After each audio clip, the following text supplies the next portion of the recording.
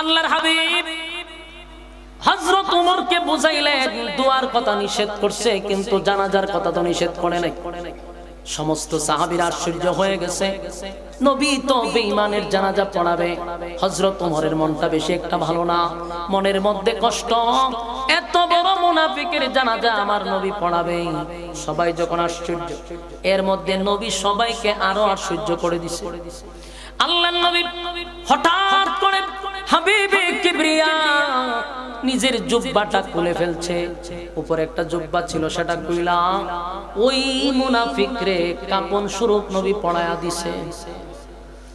আমার যুবক ভাইরা দিলের কান লাগায় শুনেন, নবীর জুব্বা কিন্তু সাধারণ না, নবীর জুব্বা সাধারণ না। সাহাবী হইয়াও নবীর জুব্বা অনেকে পায় নাই, নবীর জুব্বা পায় নাই।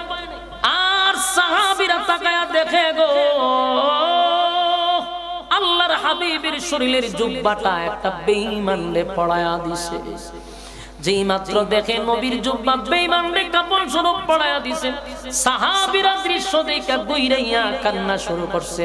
কান্দে আর কয়, হায় রে কপাল, নবীর সাহাবী হইয়া নবীর জুব্বা পাইলাম না, নবীর জুব্বা পাইলাম না। একটা বেঈমান হইয়া আজকে নবীর জুব্বা পড়ে, এটা কেমনে বরদাস্ত করি? কান্না শুরু করছে, একরাম কান্না শুরু করলো। আল্লাহর নবী তখন দাঁড়ায় বলে, সাহাবীরা রে একটু শান্ত হও, কেন জুব্বা দিলাম? আগে মনোযোগ দিয়া শুন, কেন জুব্বা দিলাম, জুব্বাটা কেন দিলাম? আরে সাহাবীরা, বদরের যুদ্ধে যখন আমার অসংখ্য সাহাবীদের মধ্যে কিছু সংখ্যক সাহাবী শাহাদাত বরণ করছে, এদের মধ্যে একজন ছিল আমার চাচা, আমার চাচাও ছিল। কিন্তু যারা শাহাদাত বরণ করছে তাদেরকে যখন আমরা দাফন করব, তখন শরীরে কাপড় ছিল না। কি দিয়া তাদেরকে দাফন করব? কাপনের কাপড় নাই। অনেক সাহাবীরা নিজেদের জুব্বা কুলে কুলে সাহাবীদেরকে কাপন পরায়া দিছে। কিন্তু এদের মধ্যে আমার চাচা ছিল মোটা লম্বা স্বাস্থ্যবান, যার তার জুব্বা আমার চাচার শরীরে লাগে না। সেদিন সেই আব্দুল্লাহ ইবনে উবাই ইবনে সুলুল আমার পাশেই দাঁড়ানো ছিল, সেও লম্বা, সেও মোটা।